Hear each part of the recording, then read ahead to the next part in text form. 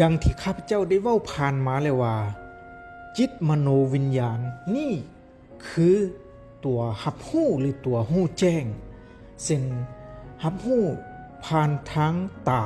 ทางหูทางดังทางปากทางกายสัมผัสและทางใจโดยปกติแล้วเมื่อเกิดการรับรู้แล้วจะมีการปรุงแต่งจิตต่อไปยกตัวอย่างเช่นเวลาตาของเขาเห็นรูปถ้าแม่นรูปงามรูปสวยรูปดีก็จะให้เกิดความพึงพอใจเกิดความรักความมักความหลงไหลปรุงแต่งต่อไปอยากได้มาเป็นของตัวเองกงกันข้ามทางรูปขี้ห้ายรูปบ่ดีรูปบ่งามอาจจะเกิดความบ่พึงพอใจความเฉยหรือเกิดความ